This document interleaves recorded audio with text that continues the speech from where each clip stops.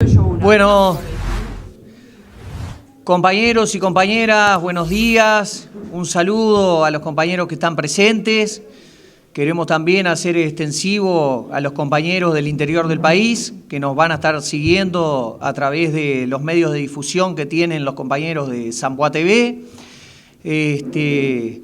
Fue definición del Secretariado Nacional generar herramientas para los compañeros que están ejerciendo una militancia activa con algo que a los trabajadores y a la población en general se le va la vida, que es en este referéndum tratar de lograr la mayor cantidad de votos posibles para el sí que deroguen los nefastos 135 artículos de la ley de urgente consideración impuesta por este gobierno, ¿verdad? Acá tenemos la presencia no solo del compañero Mancino por el Secretariado Nacional, quien les habla, también compañeros del Departamental de Montevideo, que está también colaborando en la coordinación de este trabajo en lo que tiene que ver con Montevideo, Canelones y el que los compañeros del interior vienen desarrollando de punta a punta del país. También tenemos la presencia del compañero de FANCAP y también de la Comisión del Sí, Gerardo Rodríguez, que nos va a instruir sobre una cantidad de herramientas para nosotros poder desarrollar esa militancia cotidiana, y que desde el Secretariado Nacional resolvimos de que era muy necesario tener esta jornada y esta charla justamente para poder desarrollar esas herramientas, ¿no? Así que bueno, simplemente para no extender más, porque creo que lo que digan los compañeros van a colaborar muchísimo con eso, decir nomás de que en algún momento parece que hubiera sido hasta estratégico que nosotros que queremos derogar tuviéramos que salir a decir que sí, ¿no? Pero que en realidad quienes tienen que decir que no son quienes hace mucho tiempo que vienen diciendo que no, como lo dijeron, por ejemplo, en la ley de matrimonio igualitario, como lo dijeron también en la ley de responsabilidad empresarial, como lo dijeron también en la ley de 8 horas del peón rural, en la ley del aborto, y bueno, constantemente con lo que tiene que ver, y son temas de importancia para el conjunto de los trabajadores y la sociedad popular del Uruguay. Esta gente va a seguir diciendo que no porque gobierna para un sector minoritario pero poderoso de la sociedad, donde no está incluido tampoco todo ese pensamiento de derecha, ¿no? Así que bueno, dejarlo por ahí, dar el inicio a esta actividad que es tremendamente importante y pasarle la palabra al compañero Gerardo Rodríguez, a quien invito a recibirlo con un fuerte aplauso, que no es la primera vez que viene y siempre está a disposición de colaborar con nosotros.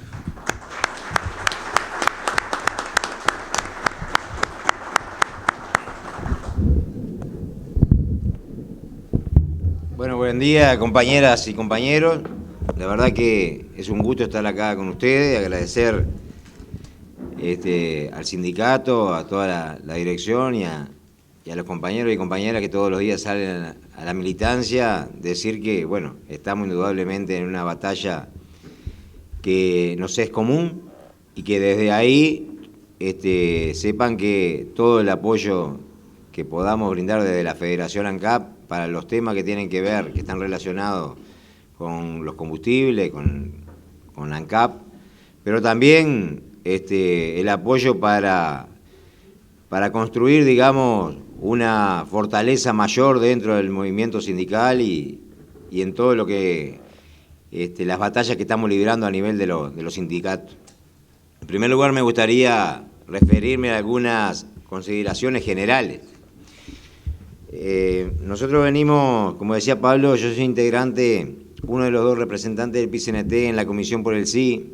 Venimos haciendo una gira a nivel nacional y nos estamos encontrando con algunas situaciones donde obviamente que los partidarios del no tienen su estrategia y tratan de convertir, digamos, debilidades en fortaleza. Y una de las que nos hemos encontrado muy a menudo, que es recurrente, es el tema de tratar de polarizar entre el gobierno y el Frente Amplio. Acá creo que es algo bien importante resaltar que esta es una iniciativa del campo popular, de diversas organizaciones del campo popular, la FEU, FUCBAN, la Intersocial Feminista, el movimiento sindical y otra cantidad de organizaciones sociales que se fueron sumando y que también obviamente tiene la participación importante de fuerzas políticas como el Frente Amplio, pero no es que la iniciativa surge del Frente Amplio o que es una disputa entre gobierno y Frente Amplio, sino que acá hay un campo popular que está organizado en una cantidad impresionante de organizaciones y que a partir, digamos, de aquel momento inicial y que luego se fue construyendo con la recolección de firmas, esto es una iniciativa popular. Eso es bien importante porque también tenemos acceso, digamos, a mediciones de encuestas, de datos, y hay un dato que es muy sugerente, que es que al 70% de los uruguayos y las uruguayas le genera ruido, digamos, el tema de la forma de la LUC. Y acá voy al primer argumento. Y cuando se habla, digamos, de gobierno Frente Amplio, lo que se quiere es llevar la discusión a otro lado.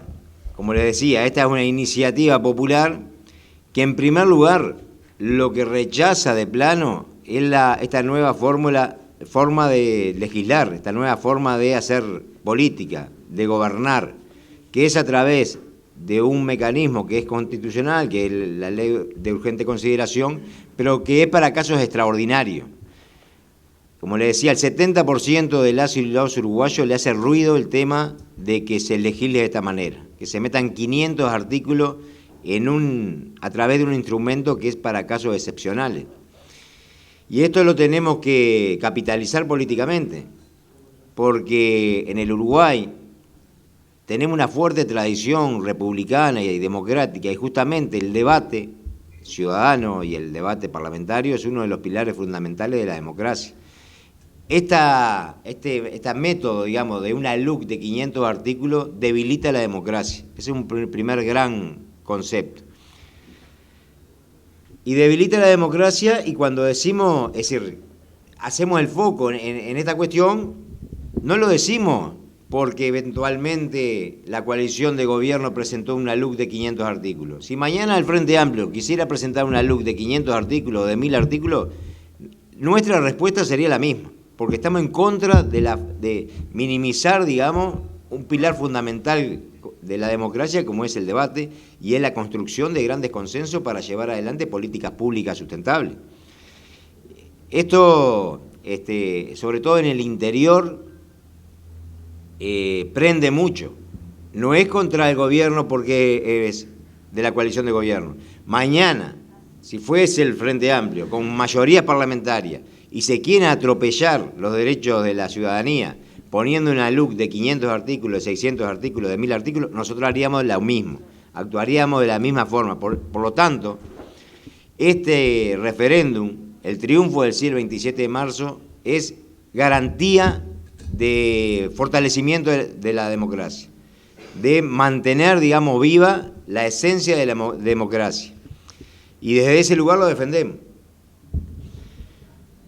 Otro aspecto que es de carácter general tiene que ver con grandes temas, como la seguridad pública o la educación. Nosotros no decimos que está todo bien.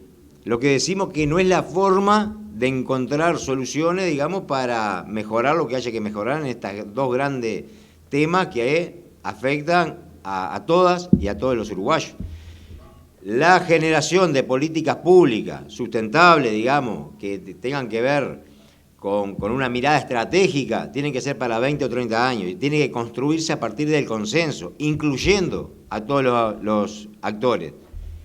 Obviamente, en el tema de la educación, a maestros, profesores, pero también en el tema de la seguridad pública, tiene que ser, digamos, generar condiciones para que estén representados todos los sectores y que de alguna manera esa política pública que se aplica esté avalada, esté sustentada, esté legitimada por un gran consenso social, que no se logra dividiendo el país en dos y poniendo unos de un lado y otros del otro. No sé, aunque fuera un triunfo de 51 sobre 49, sería una derrota.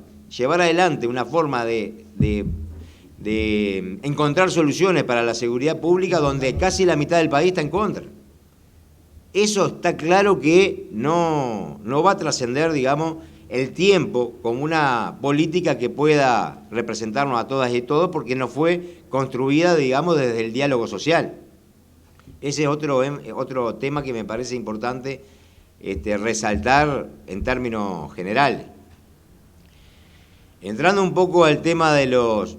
Antes de entrar a los combustibles voy a decir algunos datos que tenemos, digamos, de cómo está hoy en día una foto, digamos, del escenario político de cara al 27 de marzo.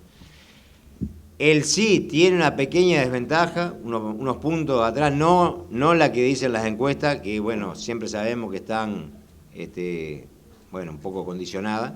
Estamos un poco atrás, pero hay una cuestión. Esa foto de hoy, que a veces hace una proyección, una cosa es la proyección a partir de una foto de hoy y otra cosa es una tendencia.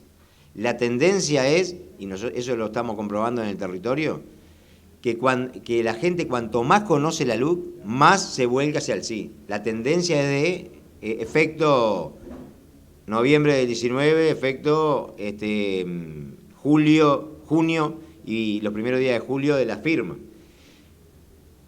¿Qué quiero decir con esto? Que el partido se juega en el territorio, en el puerta a puerta, en conversar con la gente. Acá no hay publicistas que sean unos magos y que vayan a ganar la campaña. Acá la gana la gente, la militancia de a pie, llegando a todos los rincones del país, llevando argumentos, y acá otro tema importante, que sean sencillos en la transmisión, ¿no? Voy a hablar de los combustibles. No suma mucho centrarnos en los tecnicismos, sino en lo conceptual. Porque la gente está como abrumada de tanta información. Necesita información para llegar al 27 y votar convencida de lo que va a hacer. Pero para ese convencimiento, el tema de entrar en los tecnicismos, los artículos por artículo, recitarle un artículo de memoria, no suma mucho. Por eso el tema de los combustibles lo voy a abordar como temática, ¿no? Y por último, antes de entrar en ese tema, decirle algunos datos sobre este mapa que le decía de la foto de hoy. Si bien los partidos, es decir, la opción del no tendría unos puntitos arriba del sí, eso, la tendencia, como le digo, es ampliamente favorable a nosotros. Y los indecisos mayoritariamente son menores de 50 años, por lo general mujeres, y sobre todo gente muy poco politizada. Cuando digo muy poco politizada, el énfasis, estamos hablando más o menos de un universo de 22% de la población. La mitad de esa población es indeciso, pero indeciso con cierta preferencia por una de las dos opciones. El otro 11 o 12% es indeciso, que es el que va a definir el 27 de marzo. Y a ese sector, a ese porcentaje de indeciso, poco politizado, que no le interesa mucho la política, hay que entrarle con ejemplos de la vida cotidiana. No vamos a ganar su voto recitándole los 135 artículos. Tenemos que ser capaces de transmitirle cómo le va a afectar en su vida las decisiones que se están tomando dentro de los 135 artículos. Y en eso me voy a enfocar en el tema de los combustibles.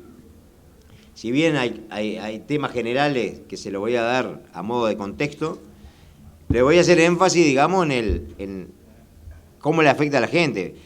Hay un argumento recurrente del presidente de la República, pero después se lo he escuchado a varios actores del gobierno decir, dígame un solo artículo que tenga una consecuencia negativa de la LUC. Eso ya se cae, no es un argumento muy sólido porque no va a ser una ley con 500 artículos que no tenga ninguna consecuencia. Entonces, ¿para qué? No había tal urgencia, está claro, ¿no? Bueno, ahí me recordé algo de la forma de la LUC y también el momento, ¿no? El momento que se llevó adelante con la gente pensando en otra cosa, preocupada por otras cosas, por no enfermarse, por no perder el trabajo, por no ir al seguro de paro. Es obvio que la calidad democrática de ese debate fue muy, muy débil. Le decía, en lo que tiene que ver con esto de que en qué afectó negativamente a la población, el tema combustible es uno que transversalizó a toda la sociedad y lo estamos padeciendo todos los días cuando vamos al supermercado, a la farmacia, a la carnicería, a la frutería. Y eso hay que transmitirlo, digamos, bien sencillo, con un lenguaje bien sencillo, bien comprensible. Porque esto no te pueden decir que es mentira, porque todas y todos comprobamos el aumento que han tenido los productos en general, los productos de primera necesidad y los alimentos. En algunos casos, mientras que en un año y medio el salario ajustó alrededor de 6%, las jubilaciones y las pensiones también, los combustibles aumentaron más de 30% y los alimentos aumentaron más de 20% en promedio. Pero algunos alimentos, el aceite, por ejemplo, aumentó más de 50-60%. Está claro que esto es por múltiples causas, ¿no? Pero hay una que no se puede negar, que es el tema del aumento de los combustibles. Cuando aumentan los combustibles, eso afecta a casi todas las actividades, porque todo, en mayor o menor medida, es un insumo fundamental en todas las actividades. ¿Qué es lo que sucede ahora a partir de la LUC? Se agrega una nueva dificultad, que es la incertidumbre. ¿Por qué les digo esto? Dentro del artículo, digamos, esta nueva metodología de cálculo de las tarifas, se incluyó la decisión de que los combustibles ajusten como mínimo cada 60 días. Después hay un decreto reglamentario que lo acota a 30.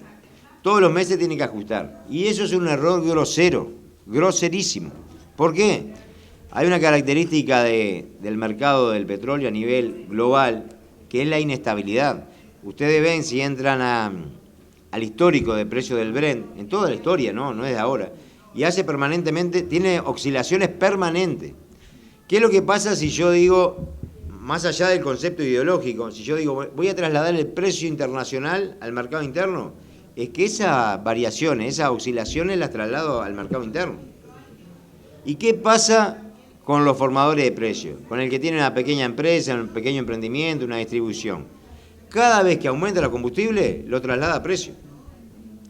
Pero si hasta ahora no ha pasado, pero en el futuro baja el crudo, y vamos a suponer que el gobierno cumple con la promesa de que van a bajar los combustibles, en la misma medida que baje el crudo.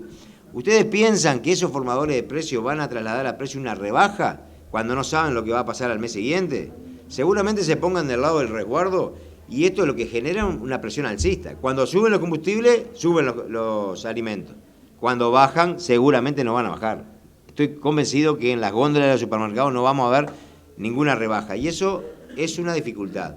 ¿Qué pasaba antes?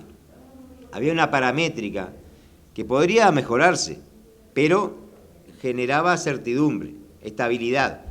Se calculaba, se ajustaba una vez por año el combustible y oficiaba como un amortiguador. A veces estaba por debajo del crudo y ahí acumulaba ganancias ANCAP, pero cuando estaba por arriba no subía. Entonces lo que había acumulado lo volcaba cuando subía. Esas oscilaciones se transformaban en una recta que garantizaba estabilidad.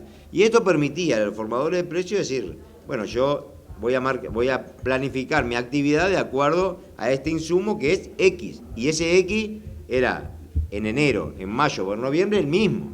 Eso es muy importante esa estabilidad. Fíjense ustedes que dice, el gobierno dice, no, lo que pasa es que nosotros no utilizamos la caja de las empresas públicas como caja recaudadora, ¿no? Las tarifas. Pero la LUC se aprobó el 8 de julio del 2020. La LUC encomienda a la URSEA a crear una metodología de cálculo de las tarifas, el PPI famoso, que ya existía, pero ahora pasaba de ser una referencia a ser determinante en las tarifas. En septiembre, la URSEA ya tenía el instrumento el nuevo PPI. Y el 1 de octubre, el gobierno ya podía haberlo aplicado. ¿Saben cuánto estaba el crudo el 1 de octubre de 2020? $39.75. No llegaba a $40. ¿Por qué no aplicaron la LUC el 1 de octubre de 2020 y les hubiese permitido bajar el combustible? ¿Por qué no aplicaron la LUC el 1 de marzo de 2021 cuando podían haber bajado los combustibles y sin embargo prefirieron subsidiar a los sectores agroexportadores en la cosecha y la siembra de soja, de maíz y de arroz? El precio de los combustibles, del crudo en general, del petróleo, esto es otro tema que tenemos que tenerlo claro porque es fundamental. El precio a nivel global del petróleo y sus derivados, es decir, del combustible, siempre es una decisión política. Nunca puede obedecer a un criterio técnico. Nos vendieron la luz como diciendo, bueno, vamos a perseguir dos objetivos. Por un lado, bajar los combustibles y por el otro, dotar de transparencia al sistema. Cuando comenzaron a aplicar la luz y vieron que los precios se disparaban como nunca antes subieron en la historia, en un lapso tan corto, dejaron de aplicarla. Y luego la aplicaron de vuelta, o la mitad, digamos. Y lo que dicen es que como tenían ganancias extraordinarias, podían hacer eso. Bueno, lo peor que hay es crear una norma y después no cumplirla, violarla sistemáticamente dependiendo de los intereses políticos. ¿Qué quiero decir? Si vos me decís, la forma paramétrica que definen los combustibles no es clara, no es transparente. Esa que nos permitía tener el combustible todo el año al mismo precio. No es transparente. Voy a crear una norma. Y creás la norma, tenés que aplicarla. Fracasó, saquémosla del ordenamiento jurídico del país, de la luz. Anulemos esa norma. Fracasó, no permitió conseguir ninguno de los dos objetivos, ni bajar el combustible, claramente aumentó más de 30%, ni tampoco es un instrumento válido, porque la usan o no dependiendo de una discrecionalidad del gobierno. ¿Qué quiero decir con esto? Si creamos una norma para ser transparente, aplicala. Y no me la manipule todos los meses. ¿Fracasó esa herramienta? Sí, fracasó, hay que sacarla. Porque ¿qué pasa? Si vos me decís, hubo ganancias extraordinarias, siempre pasó eso. Eso demuestra también o un desconocimiento o una mala intención. Vamos a partir de la base de que es un desconocimiento del nuevo equipo. Siempre suceden cosas extraordinarias en los combustibles. Pero justamente definiendo, digamos, las tarifas con un sistema que pueda amortizar todas esos vaivenes del petróleo, pero también las cosas internas. De repente son ganancias extraordinarias, de repente son pérdidas extraordinarias, pero vos brindás estabilidad. Entonces, esta norma no es ni permitió bajar los combustibles, ni brindó transparencia. Tampoco brinda estabilidad, genera inestabilidad y presión alcista de los precios, y lo estamos pagando todos los días. Y esto es un tema importante que yo les decía, que no pueden decir, como hay muchos artículos, mienten, lo del rosado mienten. Bueno, nosotros decimos esto, y que nos digan las vecinas y los vecinos si les pasa eso o no les pasa. Es algo irrefutable. El que cada vez vamos al supermercado y volvemos con la bolsita cada vez más chica, lo vivimos todos los días.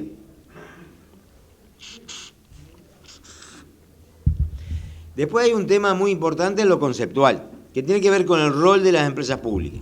Hoy nos quieren hacer pensar todo en términos económicos. Está bien, es una matriz, digamos, ideológica. ¿Qué es lo que se quiere hacer con la ANCAP?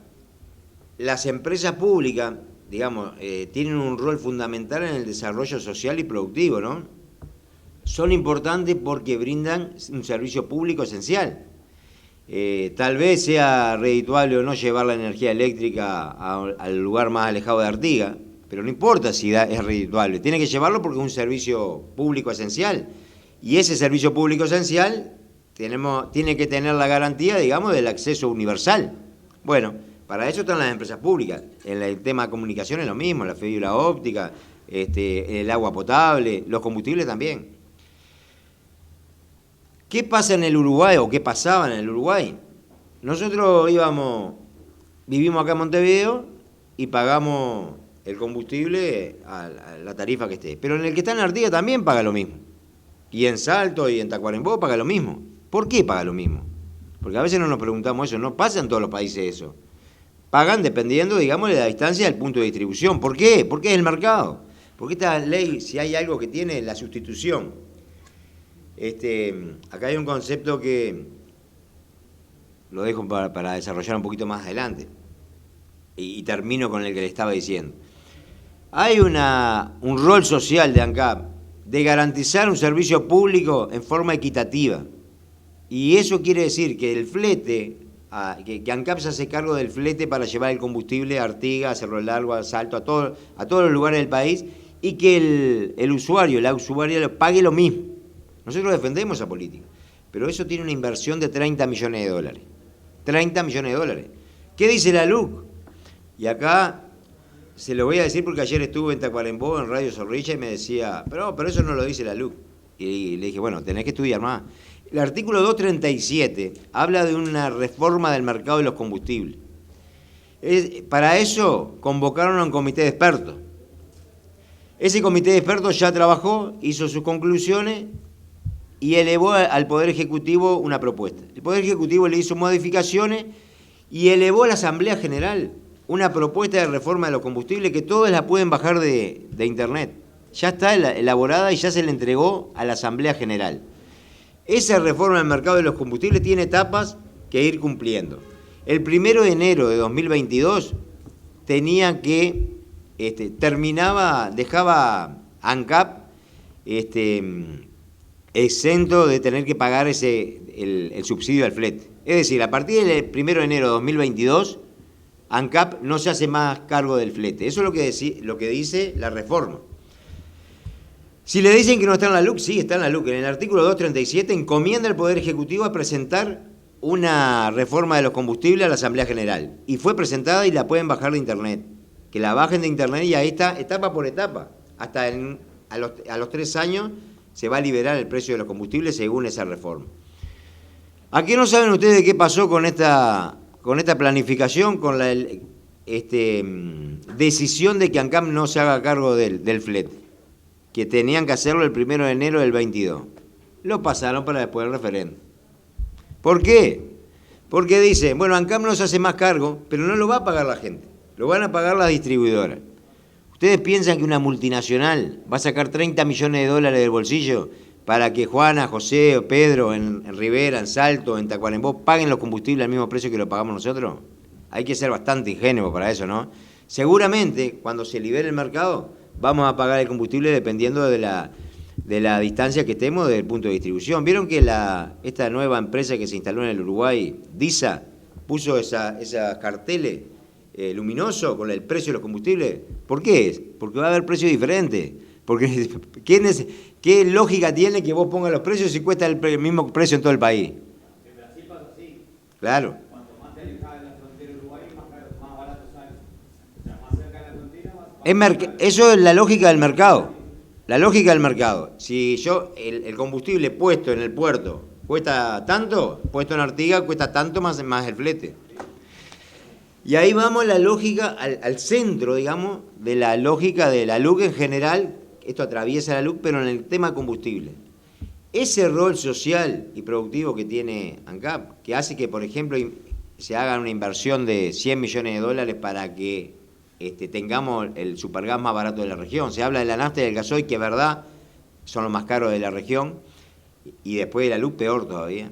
Pero tenemos el supergas más barato de la región. ¿Por qué? Porque hay una política pública, que dentro de la política de los combustibles tiene una política social, que es subsidiar el supergas, se aumenta un poquito más la nafta y el gasoil para que el supergas cueste menos.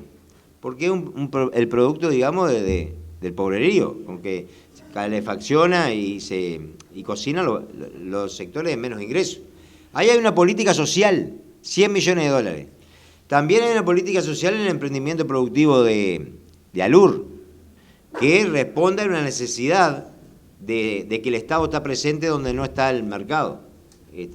Es una obligación de los Estados generar o garantizar, digamos, derechos humanos fundamentales, derechos humanos al trabajo. En Bella Unión, hace 15 o 20 años, la gente pasaba hambre, no se puede decir de otra manera, no había trabajo. Y el Estado está presente generando ese emprendimiento. Si nosotros lo medimos por la rentabilidad, está claro que si en nuestra cabeza solo pensamos que si da ganancia está bien y si da pérdida hay que cerrar, habría que cerrarlos, pensándolo de esa lógica. Pero el Estado es mucho más que eso, tiene que garantizar ese derecho humano fundamental y tiene que devolverle la dignidad, le devolvió la dignidad a gente que realmente no tenía trabajo. Bueno, ¿Eso es un gasto? Eso es una inversión. También pasa con esto que le decía del flete, 30 millones de dólares. ¿Qué hace esta LUC que mercantiliza este servicio público? Crea un factor X. El factor X le pone ineficiencia de ANCAP. Fíjense ustedes, nuclea en un nicho ideológico, digámoslo,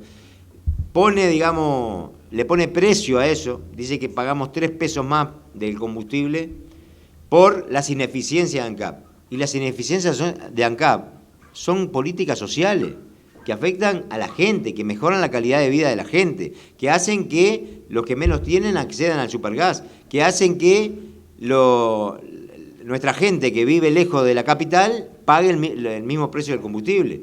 Hace que en Bella Unión haya trabajo y la gente tenga para sustentar a su familia. También está el tema del Portland, que ustedes habrán escuchado de que es un lastre y que lo quieren sacar de arriba. Bueno, vamos a suponer que echaran a todos los trabajadores del Portland, que echaran 550 en la calle. ¿Saben cuánto podrían bajar los combustibles? 5 centésimos. No me estoy equivocando, no son 50 centésimos, 5 centésimos. Es decir, cada vez que íbamos a la estación y llenamos el tanque pagaríamos 2 pesos menos. En los últimos meses aumentó 20 pesos la nafta, en lugar de 20 pesos subiría 19,95. Está claro que no hay una motivación económica para eso, ¿no? Es un tema ideológico. Bueno, pero acá lo importante de tener es que el factor X, eso que ellos llaman ineficiencia, son políticas sociales. Y ahí va un tema bien importante. En la década de los 90 quisieron privatizar las empresas públicas y se encontraron con un fuerte sentido de pertenencia del pueblo uruguayo que las defendió y en un referéndum dijimos mantenerlas estatal y pública. En el 2003 quisieron asociar a ANCAP, que era lo mismo que privatizarlo. El pueblo uruguayo se opuso y en un referéndum, por amplia mayoría, decidió que ANCAP fuera estatal y pública. Y cuando decimos ANCAP, ANCAP es Administración Nacional de Combustible, Alcohol y Portland. No estamos diciendo que el pueblo uruguayo decidió que fuera estatal y pública, sin embargo ahora se está transitando un camino de privatización del Portland, donde se le da el 80% al privado. Nosotros decimos privatización porque la asociación que se plantean es darle el 80 al 85% al privado, darle el sello que tiene mucho prestigio en el Uruguay, el sello del Portland ANCAP, y darle todas las instalaciones. Es decir, te doy esto al que pague más, tipo subasta. Están desconociendo la voluntad popular. Pero retomando el concepto, en el 92 quisieron privatizar las empresas públicas, en el 2003 asociar, que era una privatización, y ahora quieren lograr el mismo objetivo pero por otro camino, porque haciendo siempre lo mismo va a tener el mismo resultado. No dicen privatizar, vamos a privatizar ANCAP. ¿Por qué? Porque es lógico, nos vamos a organizar, vamos a juntar firmas y otra vez otro referéndum va a decir no, vamos a mantener ANCAP. Lo que hacen es vaciar el ente de su esencia, sacarle la razón de ser. ¿Qué digo con esto? Si ANCAP como empresa pública, su rol es promover el desarrollo social, productivo y humano de la sociedad, si el rol es estar cerca de los más pobres, como escudo de los pobres, esto es un concepto del vallismo de hace 100 años, ¿no? El Estado como escudo de los débiles. Si su rol está en vender el supergas más barato, si su rol está en vender el combustible al mismo precio, no importando dónde viva, si su rol está en generar un proyecto agroindustrial que le devuelva dignidad a la gente, si yo le saco todo esto, ANCAP no tiene razón de ser, es una cáscara vacía, si no puede hacer estas políticas sociales. Entonces estas políticas sociales las pusieron como factor X y se comprometieron en 3 años la van a eliminar. En 3 años, si logran ese objetivo, ANCAP no tiene más razón de ser. ¿Para qué? Para tener la lógica de una empresa privada. Y ahí voy a un concepto que es importante y que se ha manejado mucho y que se entrevera a la gente. El tema de la privatización endógena. Es un concepto relativamente nuevo, pero es introducir lógicas privadas a la gestión pública. Es algo similar a lo de la educación, que nos metieron en un lío bárbaro porque Pereira dijo esto, porque el otro, si se privatiza, si no se privatiza. Nosotros tenemos incorporado el tema de la privatización como enajenación, digamos, del patrimonio. Pero hay, digamos, porque la derecha aprende, no solo en el Uruguay, a nivel global, una nueva estrategia, esta privatización endógena que hace introducir en la gestión de lo público esos criterios privados, esas lógicas privadas. Voy a poner un ejemplo, este es un ejemplo nada más, no estoy haciendo un paralelismo con la LUC. Yo iba a la UTU hace 40 años y había mecánica, carpintería y corte y confección. Miren ustedes, ¿no?, que ya se le adjudicaba un rol a las mujeres, corte y confección. Pero además de eso, fíjense que había, yo qué sé, cientos, decenas de miles de uruguayos y uruguayas que íbamos a la UTU y nos estábamos preparando para un mercado que no existía. Podían trabajar de cada 10, vamos a ser benevolentes, podía trabajar uno de mecánico. O de cada 100 trabajaba uno de mecánico, uno de carpintero y otro en corte y confección. Lo demás, al mercado laboral, agarrar lo que sobra, lo que quede. ¿Qué pasa con la educación, con este concepto de privatización endógena? Te meten lógicas privadas en la educación pública, por ejemplo. Pasa con las empresas públicas también, ¿no? Te meten esa lógica privada y te sacan esa esencia que te decía. En la educación, hoy en día, sabemos que los gurises van a trabajar, el 60-70% va a trabajar en trabajos que todavía no se crearon. Hay una dinámica tan impresionante en la evolución de la tecnología que no sabemos dentro de 5 años cuáles son los nuevos trabajos que se van a crear. Si yo a los gurises que van a la educación pública los preparo, estoy haciendo un ejemplo ridículo, ¿no?, para mecánica y carpintería, o para elimino cursos de la UTU, elimino la posibilidad de formarse para el trabajo del futuro, lo que estoy haciendo es condenándolo a agarrar los trabajos que sobren o a quedar fuera del mercado laboral. Y haciendo que la educación privada justamente prepara a los jóvenes para esos trabajos que van a venir en el futuro. Entonces no estoy vendiendo ni comprando nada, pero estoy con una orientación de clase bien marcada, diciendo, estos son los ciudadanos de primera y estos son los ciudadanos y ciudadanas de segunda. Estos van a agarrar el trabajo que sobre o directamente van a quedar fuera del sistema. Esta misma lógica la tratan de hacer en las empresas públicas, por lo que les decía. Si yo no la puedo privatizar porque la gente se opone, pero les meto estas lógicas dentro, esta lógica economicista, de que si da ganancia tiene que es bueno y si no es ganancia es malo. Y ojo que esto no es solo de este gobierno, nosotros el error lo venimos cometiendo hace mucho tiempo. Por ejemplo, en ANCAP. Ustedes saben todo lo que sucedió en ANCAP. Bueno, ahí se instaló un relato que no se ajusta a la realidad, pero se instaló. Y a partir de eso nos presentan los balances anuales en términos económicos y nos inducen a pensar que si dio 20 millones de dólares se hizo una buena gestión. Piénsenlo ustedes. Dicen, bueno, ANCAP ganó 20 millones de dólares. Inmediatamente nosotros pensamos, qué bien que está gestionada ANCAP. Y la gestión se debe medir en función de los objetivos que persigue esa empresa. Si yo tengo una empresa privada y mi objetivo es el lucro, la ganancia, la acumulación de ganancia, bueno, está muy bien de repente que si gano 20 millones de dólares, lo asocio, es un sinónimo de buena gestión.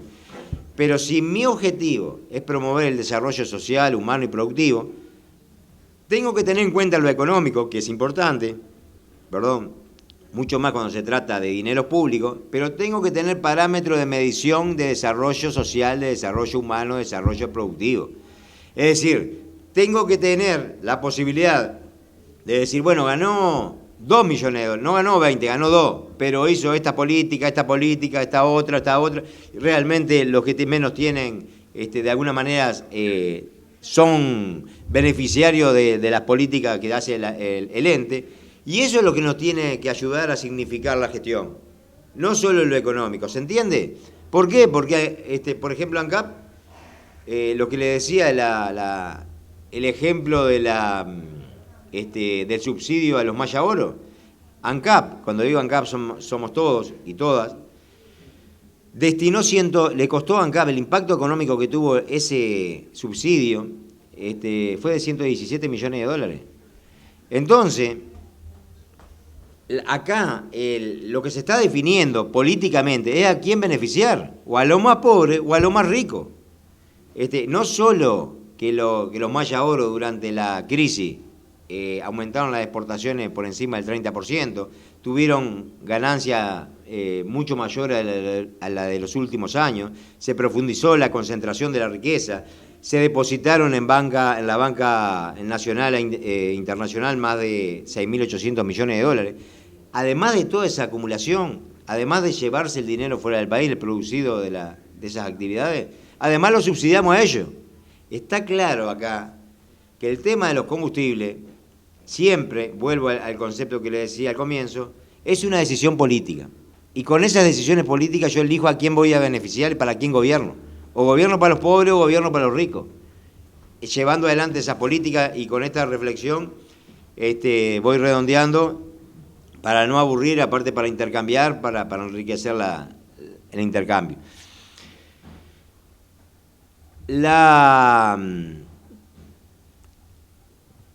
Se me fue. El mate ayuda a la memoria. Perdone. El tema de las decisiones políticas, de las decisiones de las definiciones, digamos, de la tarifa de los combustibles, siempre es político. Yo les pregunto, el gasoil, por ejemplo, paga 18% de IVA. Y la nafta, casi 30 pesos de los 70 y pico que cuesta, es un impuesto, es IMESI. ¿Qué es eso? Es una decisión política. La Federación ANCAP hizo una propuesta de que sacarle el combustible o parte sacarle el impuesto a los combustibles o parte de esos impuestos y sustituir esa renuncia fiscal, porque no es fácil decir, saquen los impuestos en un momento de hay casi 6% de déficit fiscal y no sustituirlo por nada. Pero que se grave, que en primer lugar que se haga una fuerte revisión de todas las exoneraciones fiscales que tienen el impuesto al patrimonio. Y en el cuanto al IRAE, aumentar, crear una tasa complementaria del IRAE para todas las empresas o personas físicas que ganen más de $1 millón por año.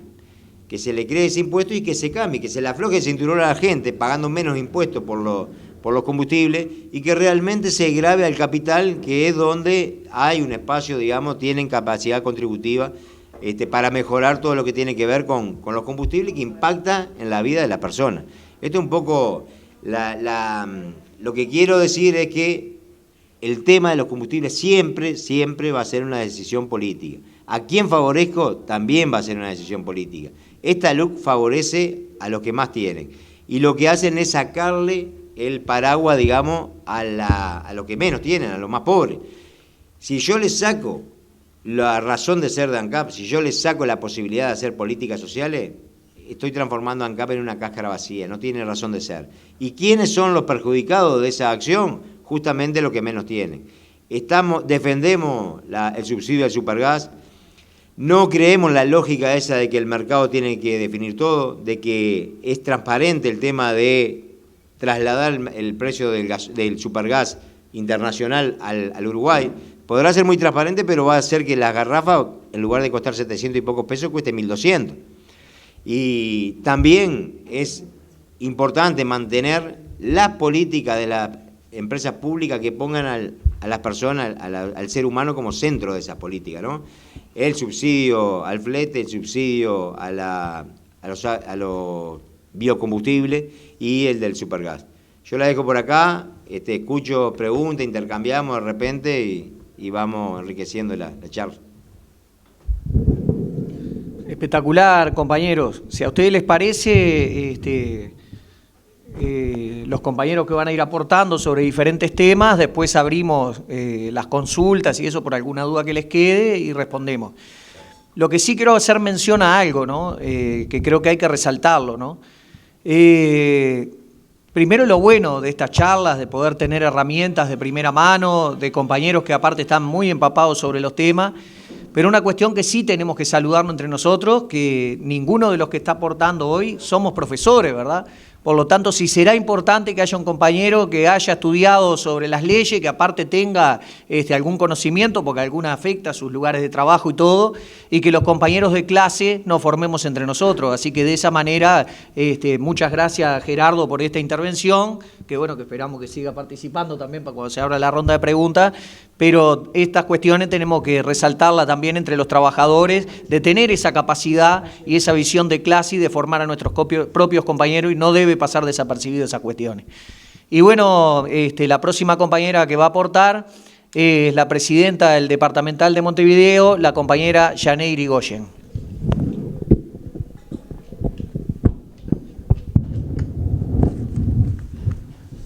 Bueno, buenos días para todas y todos. Después de hablar el compañero, está medio bravo, ¿no? Aportar. Pero yo quería hablar desde otro lugar y hacer algunas afirmaciones que dijo el compañero.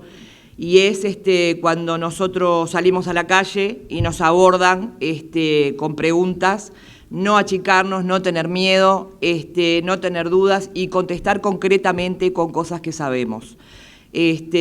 Todos tenemos acceso a leer los 135 artículos, es muy difícil retener todos los artículos, pero sí hay una cosa que es muy fácil de decir, y es, estos 135 artículos, ¿a quién perjudica? Perjudica a los trabajadores, a los más vulnerables, a los que menos tienen. Y eso es un argumento que lo podemos dar en cualquier lugar y a cualquiera.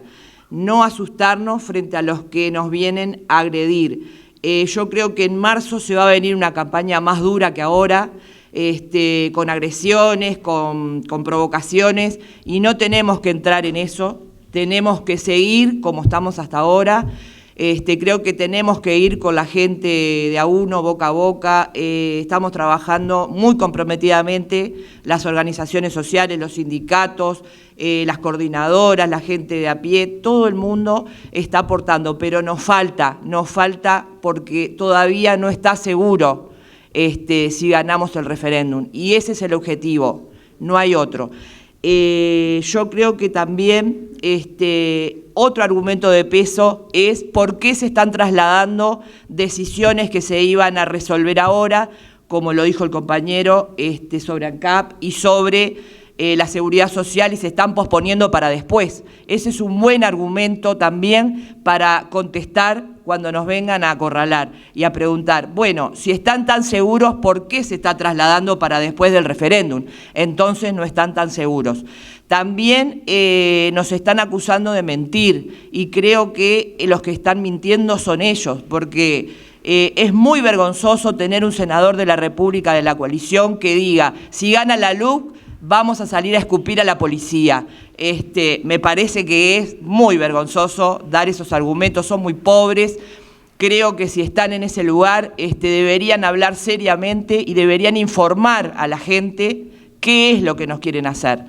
Y también, y termino con esto, votamos sí en defensa propia, y no como están diciendo ellos contra el gobierno, porque estamos para derogar 135 artículos de los 500 que nos quisieron imponer. Entonces digo, no es contra el gobierno, es en defensa propia y en defensa de la gente. Gracias.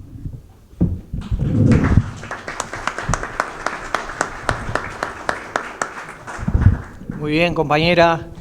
También representando a los compañeros del departamental, el compañero Pablo Morales.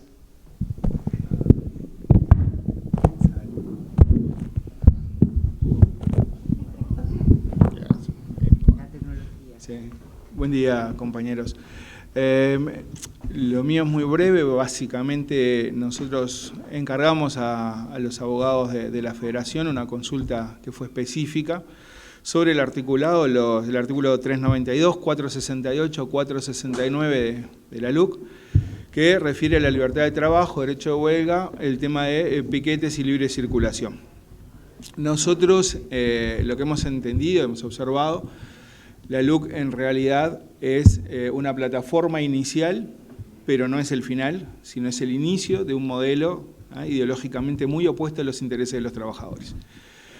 Incluso ya hay un proyecto de ley en el Parlamento que refuerza el tema de la reglamentación sindical y necesita el mantenimiento de la LUC y este articulado para fortalecerse, para poder implementarse y terminar con más de 70, 80, 90 años de las primeras bases del movimiento sindical en Uruguay, un movimiento sindical no reglamentado, como en otros países, a nivel de legislación, donde todo tiene que ser autorizado por el gobierno o por los entes reguladores.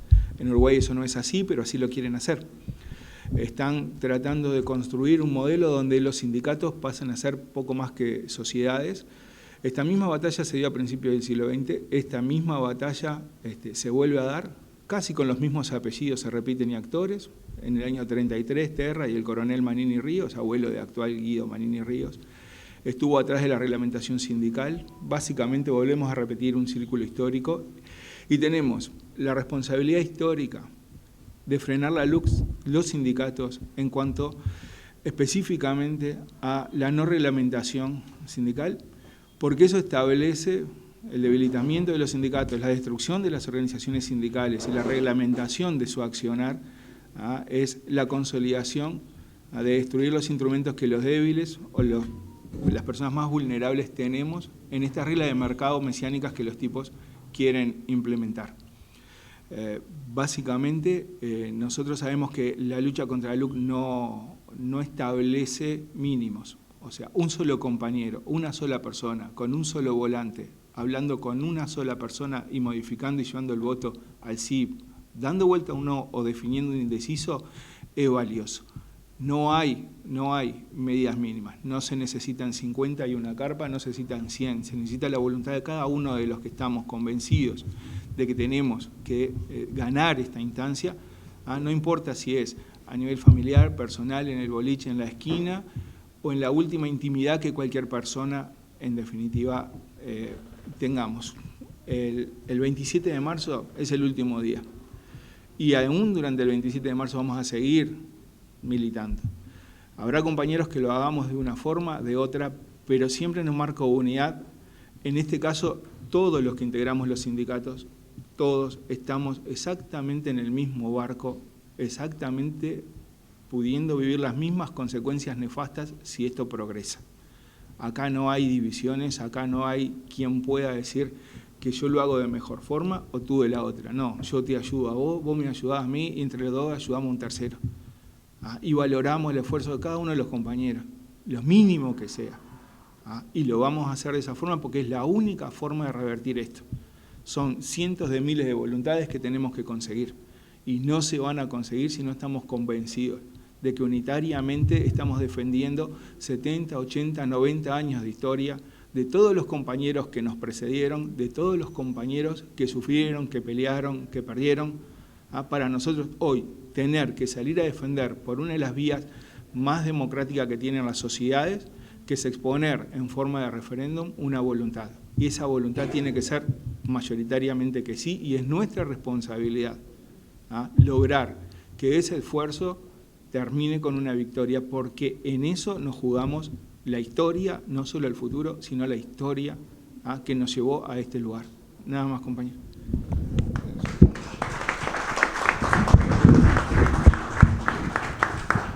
Compañeros, antes de dar lugar a las consultas que se realicen, trajimos un invitado que conoce en detalle el texto de la ley. Yo quería compartir algunas reflexiones de carácter general.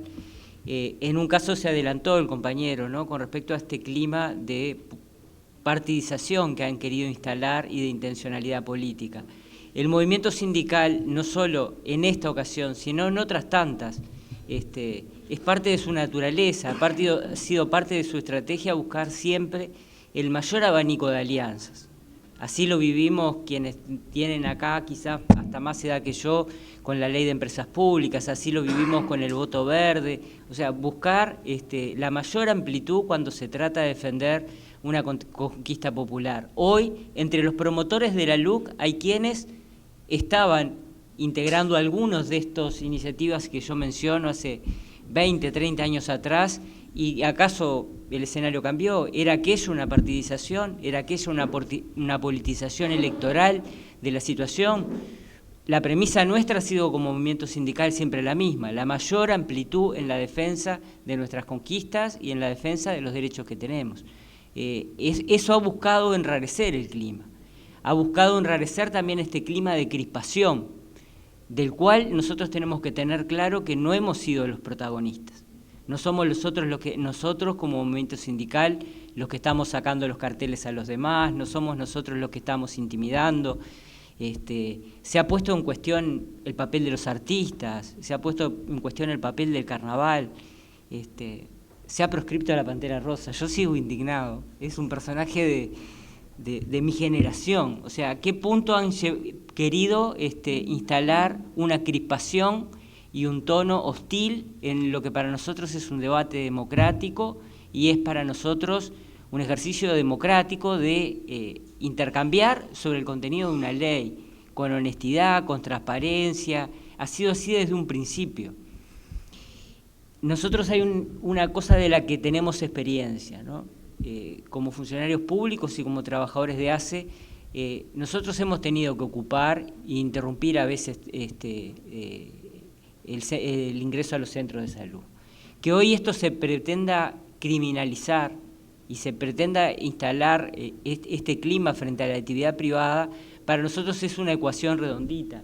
Yo coincido con esta última apreciación que hacía, o sea, reducción salarial, pérdida de derechos, avasallamiento de toda una serie de conquistas, pero al mismo tiempo te instalo en el contenido de la ley determinadas pautas que empiezan a situar la protesta popular como un crimen, ¿no? O sea, ya estás en otro escenario. Esto para nosotros es como una ecuación redondita, ¿no? Es como el broche de oro para avanzar en la pérdida de derechos y directamente en la pérdida de salario que hemos sufrido en este periodo, pero además ponerte bajo la mira si querés protestar, ¿no? Lo que ha sido para nosotros legítimo, y de eso los trabajadores de la salud tenemos una vastísima experiencia, ¿no? O sea que es de esas cosas de las que podemos hablar con propiedad.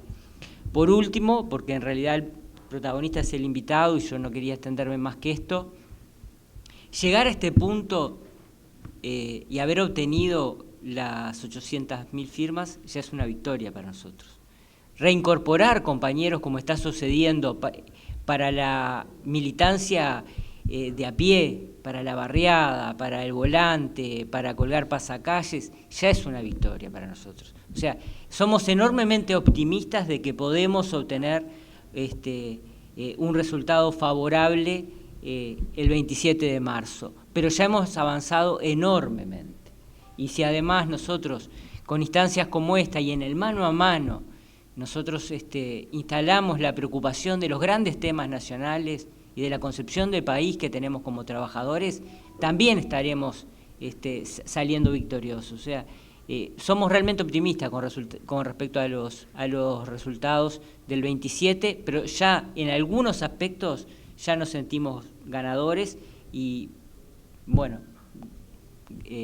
yo por ahí. Gracias, compañeros.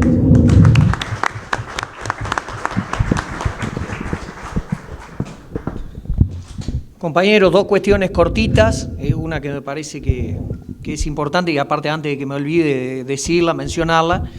En el Secretariado Ejecutivo Nacional quedó en responsabilidad de la Secretaría de Organización Nacional, trabajando coordinadamente con los compañeros del Departamental de Montevideo. Van a estar llamando de parte de mi secretaría, la compañera Karen y Natalia, a las diferentes comisiones internas para coordinar la visita, armando un cronograma para que puedan ir los dirigentes nacionales o departamentales que entiendan pertinente y que no tengan la agenda libre como para visitar también esos lugares, porque sabemos que la actividad hoy está de punta a punta del país, ¿no? Pero la idea es poder conversar con nuestros compañeros, tener un mano a mano, porque si bien este es el escalón principal y lo más próximo que tenemos, y de tremenda importancia la derogación de esos 235 artículos, también poder hablar de algunas cuestiones en las que nos jugamos la vida en esta próxima rendición de cuentas, ¿verdad? Fíjense que, por ejemplo, el curso de formación ya no existe más y eso hay que tenerlo claro, y si deberemos nosotros encarar una lucha tremendamente importante, porque para salarios sumergidos como los que tenemos los trabajadores de la salud, esa plata que no es un disparate anualmente y menos todavía dividida mensualmente, a nosotros igual nos genera un peso económico que nos da la posibilidad de en el mercado poder comprar un poquito más de lo poco que compramos, ¿verdad? Así que bueno, la posibilidad de en esas jornadas, en los lugares que haya una feria cercana, trataremos de coordinar de que sea el día de la feria, aparte así, además de hacer la asamblea y conversar con nuestros compañeros, poder también salir y hacer una jornada en la que podamos conversar con la población cercana a esos centros, a esos hospitales. Así que bueno, transmitirle esto que se está trabajando ya desde hace un par de semanas, más allá de que también los invitamos a las mesas que saben y se están poniendo aparte propaganda que tenemos instalada cotidianamente. Luego me gustaría hacer mención sobre un artículo muy brevemente, porque en las visitas que hemos tenido hay que dimensionar también de que puede que hoy no nos afecte determinados artículos, pero la política del mercado economista, como bien decían, la visión economista del mercado, como bien decían los compañeros que hicieron mención a algunas cosas, el tema de los alquileres, ¿verdad? Y uno se pregunta si será realmente pensando en las condiciones de quien no tiene una garantía que alguien le pueda poner un artículo de ley en el cual, porque si uno piensa que no tenés ni una garantía, también la condición laboral es la más vulnerable, ¿verdad? Entonces seguramente sea o la gente que está trabajando en negro, sea la gente que no cobra el salario en fecha, sino cuando a veces quiere el patrón, y esas cuestiones siguen pasando en el Uruguay, por más que el Uruguay ha cambiado, ¿verdad? Por lo tanto, a esa gente no la estamos ayudando si nosotros, si se atrasa unos días, lo podemos sacar rápidamente, dejar con la familia en la calle. Muchos alquileres se dan de esta manera y a veces son madres solas, pero además que si entregan la casa un día tarde tienen aparte 4 meses y medio de multa, ¿no? Pero aparte si se atrasan unos días no solo lo pueden sacar rápidamente, sino que además tienen un 60% de recargo en lo que puedan deber. Entonces yo realmente no creo en que eso sea pensando en la gente más de abajo y que tiene la condición más vulnerada desde lo salarial, desde lo que tiene que ver aparte de este tipo de garantías y las condiciones que dan, ¿no? En ese sentido, algunos compañeros nos planteaban, bueno, pero nosotros como trabajadores del Estado tenemos la garantía de la contaduría o tenemos ANDA. Bueno, pero poniéndonos en una cabeza que no es la nuestra y es del que tiene una cantidad de propiedades que aparte especula con los alquileres por el mercado. Algunos ni siquiera los ponen a alquilar porque, bueno, puedo esperar un poco más, especular. Bueno, ¿ustedes piensan de que teniendo esta posibilidad no la va a poner en el mercado, teniendo toda esa posibilidad que le acerca más plata, menores condiciones, sacarte más rápidamente? Bueno, entonces puede ser algo que no nos afecte hoy, pero que si esto se va produciendo cada vez más y va teniendo más inserción en el mercado, seguramente sea la única manera de alquilar que haya, ¿verdad? Así que, compañeros, por acá la dejo y pasamos a alguna consulta que ustedes tengan. Lo que pedimos para que también quede registrado que sea a través del micrófono. Abrimos la lista de preguntas. Marcelo, pasá por acá nomás. Hacela acá la pregunta porque... Así que... Es una reflexión. Buenos días para todos. Bueno, saludar a los compañeros de la mesa y a Gerardo, que siempre es un gusto tenerlo entre nosotros. Pero Pablo, en su intervención, hizo mención a algo de la historia, que tiene que ver con la posición de la derecha y lo que vivió el Uruguay en el siglo pasado, en la década del 30, cuando habla de los Manini, cuando habló de Terra. Y en ese ejemplo que puso Pablo, la derecha tiene sus cuentas. En el 33, el presidente más joven, el expresidente más joven de la historia del Uruguay hasta hoy, el doctor Baltasar Brum, un artiguense, ballista, que es a su vez el único presidente de la República que juró su investidura en el Paraninfo de la universidad, no lo hizo en el Parlamento. Cuando Terra, Manini provocaron el golpe cívico-militar, en la puerta de su casa resistió el arresto al grito "Viva la libertad, viva la democracia" y se pegó un tiro. La libertad se defiende a rajatabla. Los demócratas lo hacemos con los plebiscitos, con los referéndums, con las voluntades populares. La derecha lo hace con todo lo que tenga a su alcance. No nos olvidemos de eso.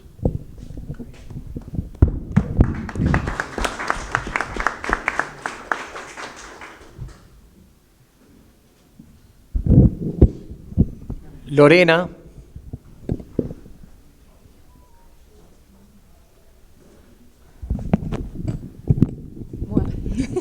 Bueno, buenos días para todas y todos. Un gusto felicitar la exposición porque realmente es muy rica, es muy necesaria para que tengamos las herramientas para poder avanzar y poder enfrentar a cada indeciso, creo, en este momento, e intentar convencer por qué votar el sí.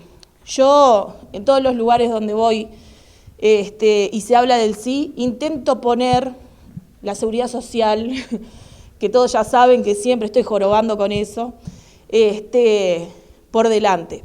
Si bien la seguridad social y la reforma a la seguridad social no está dentro de los 135 artículos, sí sabemos que va a haber un antes y un después del referéndum.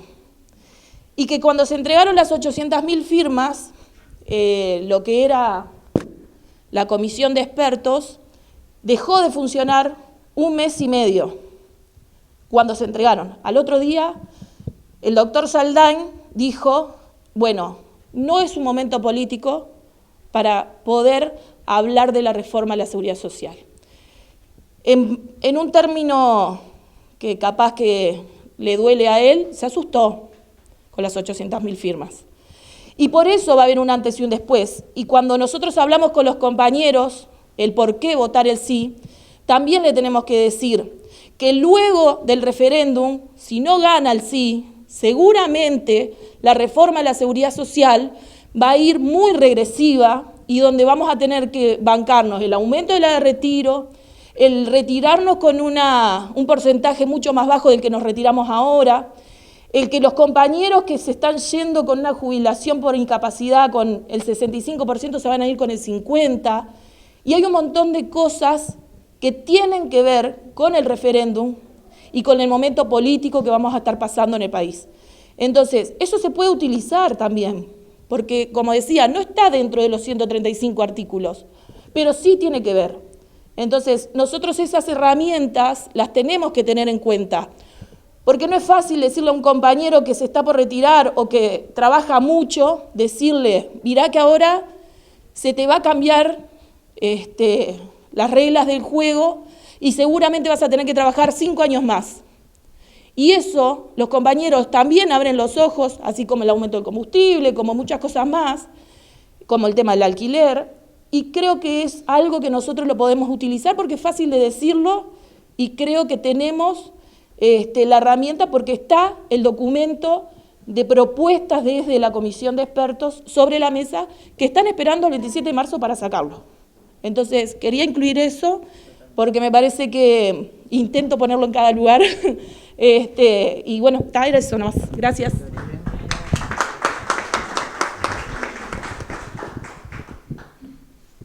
¿Algún compañero más? ¿Alguna duda sobre lo dicho? ¿Alguna consulta? Pepe, pasá. No, pasá porque así queda. Si no, los compañeros no lo van a escuchar. Bueno.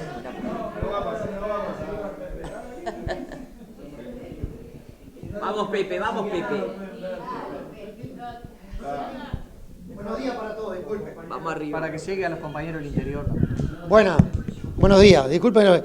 Mira, yo estoy, acá tengo la mesa representante, estoy en una mesa acá del sí, que fuimos a la Rambla, el otro día tuvimos una discusión ahí, muy fea de una gente, pero muchos nos respondieron que sí, nosotros muy amables, fuimos a tomar. Pero ayer estuve en la mesa acá, también de la Grande, y la gente tiene mucha controversia con el sí y el no. A mí me preguntaron, estuve en la mesa, gente testigo, preguntara, ¿por qué votó el sí? Mire, por esto, por lo otro, el alquiler. La gente no tiene idea. Y nosotros, frente a la mesa, hoy en día, perdone que se lo diga con honestidad, no podemos payar. Si nosotros payamos, que estamos del lado, que estamos diciendo vamos a votar el sí, vamos a ganar, creo que hay que payar bien para ganar la gente. Porque la gente no tiene idea. Gente de nuestra edad, gente joven, gente jubilada. Una señora jubilada pasó ayer un bastón, me dijo, señor, buenas tardes, ¿me puedo indicar, me puedo guardar? Sí, guárdelo, quiere una banderita no, porque yo... Como que la gente tiene su sector de miedo, pero ya vos le hablás a la gente y ya no sabés cómo sacar palabra para decirle ya a la gente cómo tenemos que actuar, ¿tá? Pero no podemos payar. Si payamos en esto, acá la vamos a quedar.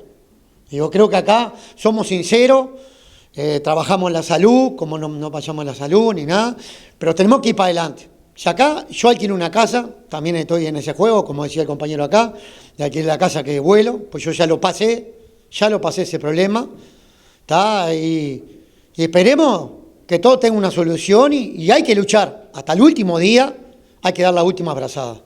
Esto es como el barco. Tenés el último combustible y bueno, hay que gastar las últimas balas. El último remo, la última abrazada y tenemos que ir. Pero todo, mirá que acá no hay que quedarse por vencido. Yo a veces hago 18 horas, le meto un poquito más, vengo para acá, me gusta venir acá, me gusta hablar con la gente, todo el mundo me dice, pero le pongo las mejores vibras. Si no ponemos las vibras a esto, acá compañero, marchamos la caravana. Acá no hay que payar, hay que va a decirle a la gente cómo es de frente, cómo esto es de sí y decirle la verdad y darle el voto y que vaya la gente y vote seguro ese día. Y hay que dar la última abrazada hasta el último minuto que abran las urnas. Vamos arriba y que ganemos así. Disculpen para todos. Compañeros, ¿alguien más? Lourdes.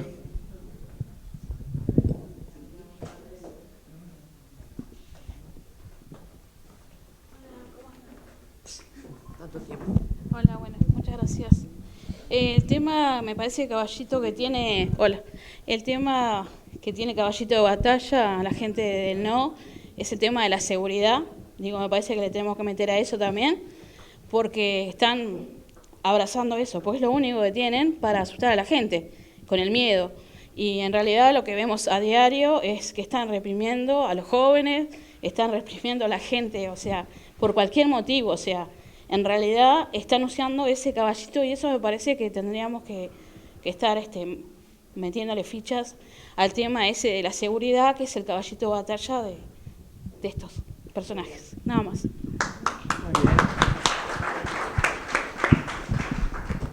Compañeros, Cristian.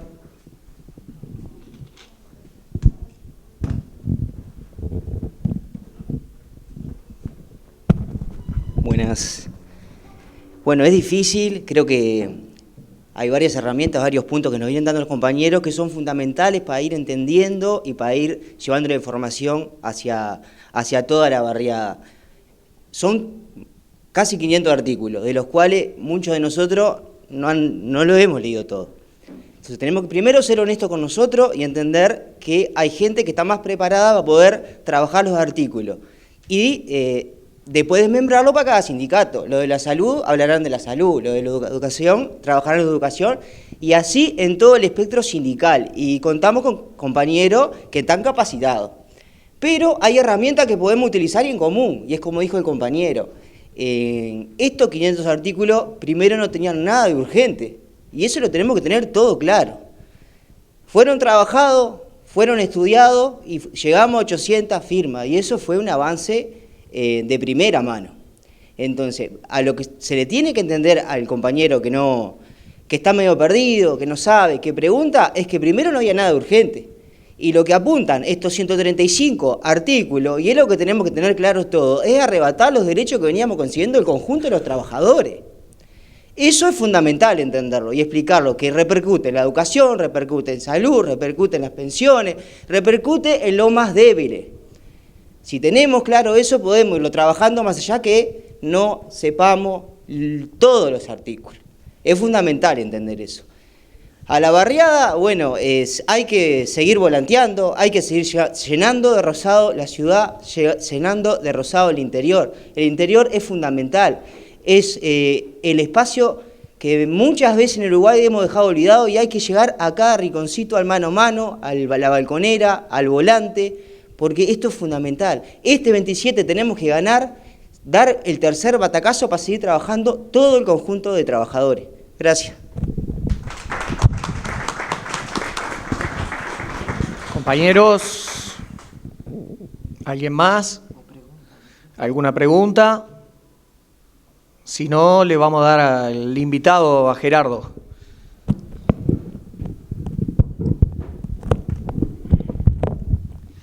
Tan bueno estos intercambios porque uno se va enriqueciendo también y el ida y vuelta está buenísimo. El compañero hablaba de la libertad, ellos hacen mucho énfasis en la libertad. Primero dicen que es una ley popular, difícilmente sea popular algo que no la conoce nadie. que se votó entre cuatro paredes cuando la gente estaba con un miedo enorme por el tema de la pandemia y que estaba con las preocupaciones en otra cosa. La libertad sin garantizar derechos es libertad para los ricos y para los delincuentes de cuello blanco. Y acá doy pie a lo que hablaba del tema de la seguridad de la compañera. Nosotros no desconocemos el problema de la seguridad pública, pero como les decía, eso tiene que ser discutido dentro, digamos, de condiciones que garanticen una política pública que tenga un respaldo realmente, un consenso, digamos, social. Y para eso no se hace a través de una ley de urgente consideración.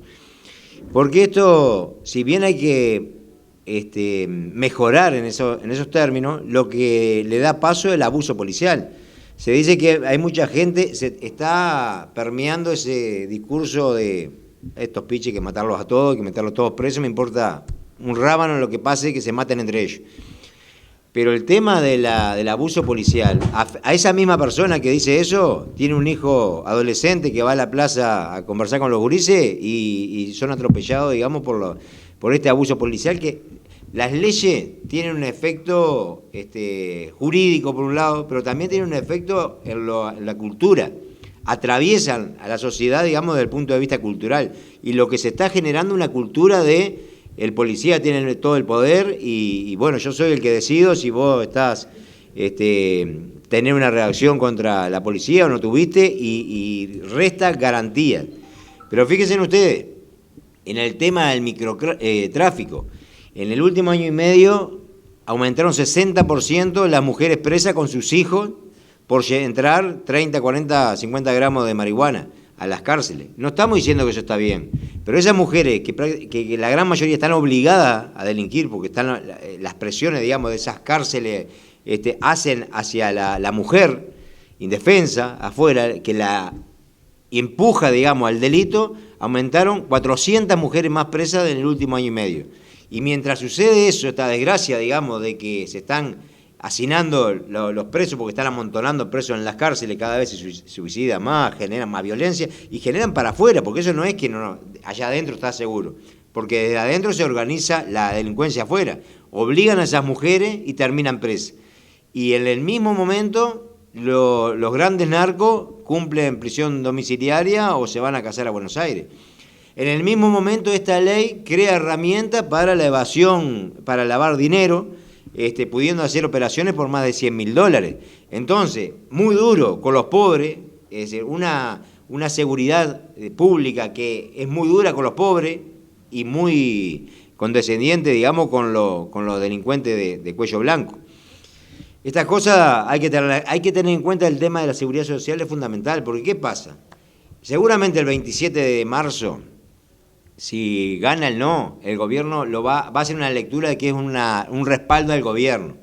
Y lo que se venga de la seguridad social va a ser una aplanadora. Nos van a venir a arrancar todos los derechos, y eso hay que decirlo. El tema de la seguridad social está en la luz. Se creó un comité de expertos, ya falló, ya llegaron a la conclusión y está encajonado. Ya sabemos que van a proponer subir a 65 años la edad mínima y que van a bajar las jubilaciones. Depende, porque esto no es mentir. De lo que suceda el 27 va a predeterminar las condiciones que van a llevar, la fuerza que lleven esa propuesta adelante o no. Si ganan el no, seguramente se van a sentir respaldados y van a venir por nosotros. Uno de los temas del combustible que no me referí fue el artículo 285, que habla de abrir el paquete accionario de las empresas vinculadas, de todas las empresas públicas, hasta un 49%. Es decir, voy a poner un ejemplo, Alur, van a abrir el paquete accionario, van a poder adquirir los privados el 49%, pueden ser los mismos que plantan 300, 400 hectáreas de caña, van a ser dueños de Alur, y vamos a caer en el ridículo de que el pueblo uruguayo subsidie a los grandes plantadores de caña, ¿no? A los que tienen cientos de hectáreas plantadas de caña, es decir, otra vez el pueblo subsidiando a los ricos. Bueno, está claro que este es un proyecto de rico para ricos, y yo creo que si nosotros nos centramos en 6, 7 temáticas como conceptuales, no nos entreveremos con los artículos, con los números de los artículos, sino con los conceptos, yo creo que tenemos argumentos de sobra Y lo que decían los compañeros, es decir, tenemos que estudiar, tenemos que instruirnos, porque el momento es complejo, la derecha está firme y viene a arrasarnos, y el pueblo tiene que estar instruido y tenemos que salir consciente a militar, porque nos estamos jugando mucho de nosotros y nuestras generaciones futuras, ¿no? Y para eso, yo creo que agarrar 5 o 6 conceptos. El de colonización también, que capaz que... El de colonización también, pero lo que decía Pablo de la vivienda es tal cual. Si esto en el futuro comienza a ser la norma, van a ir todos a esa forma, digamos, que puede echarte en 4 o 5 días. He escuchado un ejemplo muy gráfico de esto, que la LUC en lo que tiene que ver con la vivienda es como un león bebé. Ahora no te hace nada, pero cuando crezca te mata. Y es un poco lo que decía Pablo, ¿no? Yo creo que centrarnos 5 o 6 conceptos y ver lo que atraviesa esta LUC, que es un proyecto para ricos y que de alguna manera recorta derechos, que si bien, digamos, tiene una esencia clasista, de repente transmitir el tema de la lucha de clase en esto se complejiza. Pero sí va en un lenguaje sencillo de un proyecto de rico para rico y que es contra los pobres, ¿no? Y que lo vamos a pagar a futuro desde diferentes dimensiones. Yo le agradezco mucho y me voy, la verdad, con muchos conceptos que me enriquecen también para salir a pelearla todos los días. Y termino con esto. Es fundamental llegarle a las puertas de todos los uruguayos. Si nosotros golpeamos las puertas, tenemos la capacidad organizativa de llegarle a la gente, seguramente ganamos el 27 de marzo. Vamos arriba.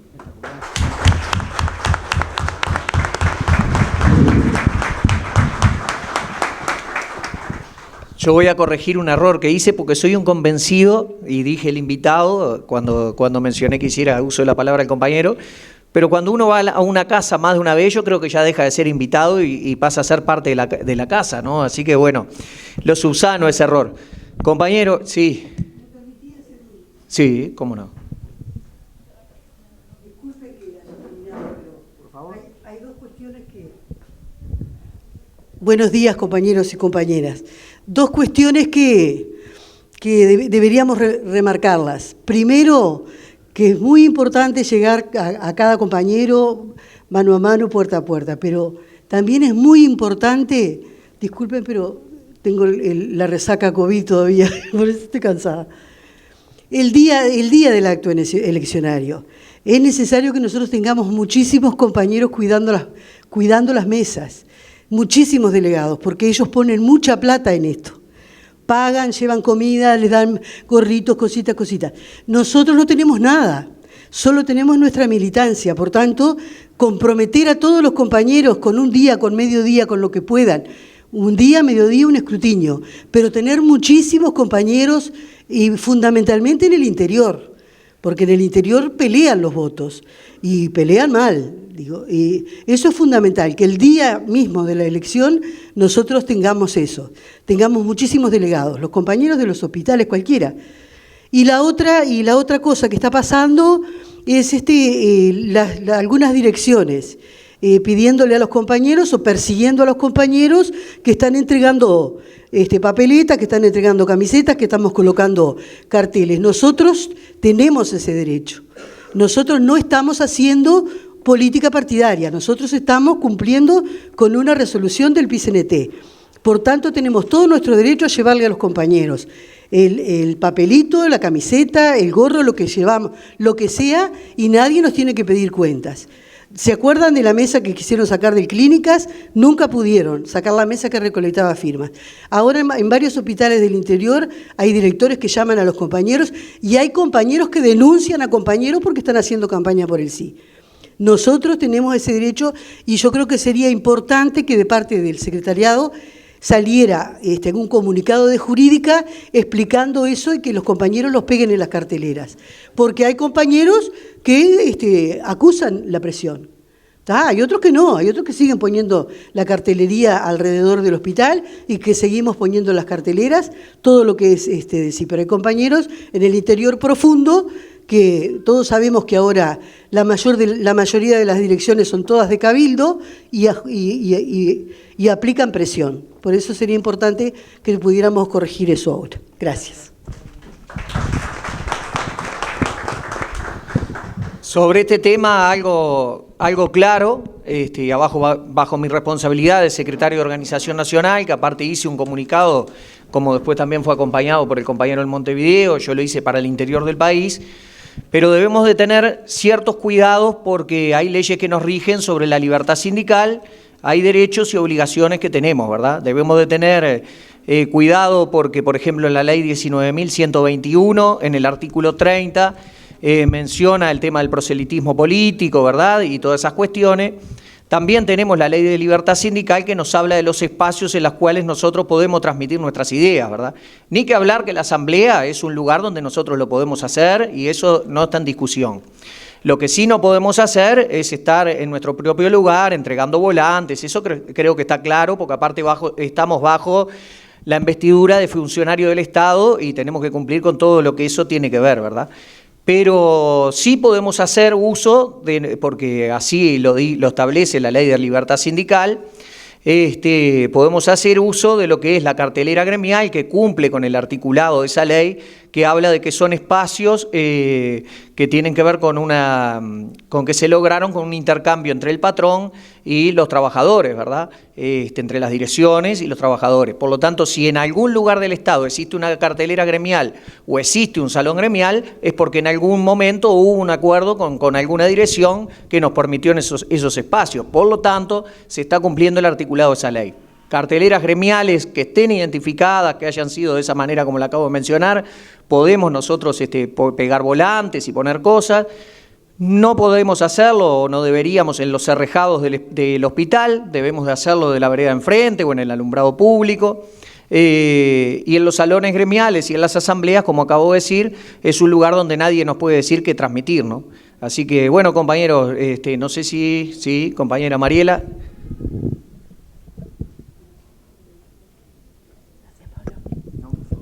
Bueno, buen día, buenas tardes para todos. Yo me quería referir un poquito en lo que tiene que ver, que se ha hablado de todo un poco y no se ha tenido en cuenta a los jóvenes de nuestro país. Y me parece que es una parte fundamental. La desinformación es a nivel general, pero los gurises nuestros jóvenes están más desinformados que cualquiera.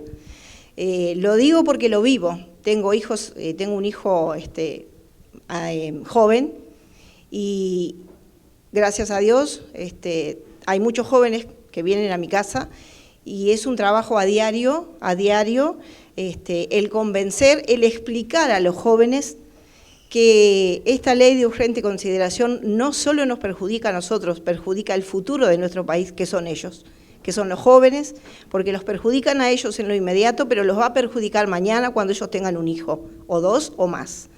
Entonces me parece fundamental también el explicar a los gurises lo que significa el ir el 27 a votar, porque también es algo que a los chiquilines, por ser jóvenes de repente, no tienen en cuenta la importancia de ir a votar, solo van porque es obligatorio.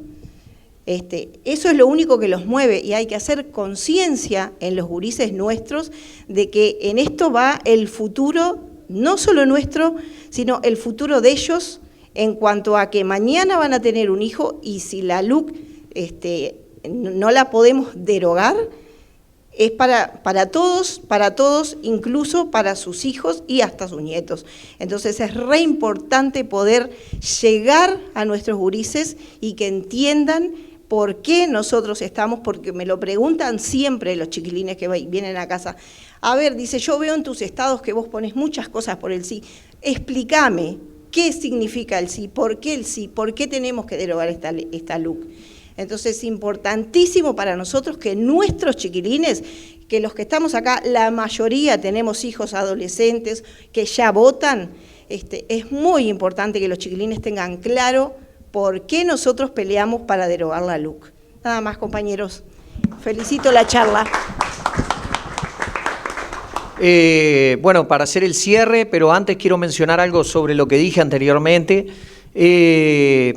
La diferencia de esto, por el tema de lo del proselitismo y todo eso, con una lucha de rendición de cuentas nuestra, en donde sí pegamos la cartelería y todo en el enrejado del hospital y todo, es que esta ley de urgente consideración incluye 37 temas diferentes, que no son particularmente de la salud. Por lo tanto, eso es lo que hace la diferencia a cuando nosotros sí utilizamos el enrejado del hospital y todo, y es una lucha propia de los trabajadores de la salud. Esta lucha que sí nos incluye como parte de la sociedad, no es particularmente nuestra, incluye, como dijimos, 37 temas que tienen que ver con la seguridad, la vivienda y todo lo que hemos expresado recién, así que eso hace la diferencia. Creo que esto suma para que tengamos claro por qué una cosa y por qué la otra, ¿no? Para que mañana cuando estemos en la lucha de rendición de cuentas entendamos lo que sí podemos hacer y hoy no. Compañeros, para nosotros ha sido un placer compartir no solo con quienes se hicieron presentes, con quienes nos están observando a través de este medio de difusión, a quien también agradecemos, los compañeros de Samboa TV, a los compañeros con quienes hemos compartido la mesa, al compañero que dijimos que no es invitado, sino que es un compañero de la casa también, Gerardo, y aprovechar esta instancia, mandarle un abrazo a quienes hemos transitado también la cuestión de estar presente en las ollas populares, estar presente con la tablita recolectando cada una de las firmas que hacen también posible que haya un referéndum hoy arriba de la mesa y que podamos tener este segundo espacio de militancia. Así que, compañeros, cuando las cuestiones son populares, es responsabilidad de los de abajo tomarlas y luchar para generar cambios profundos en el Uruguay y una defensa de la democracia. Gracias y arriba los que luchan.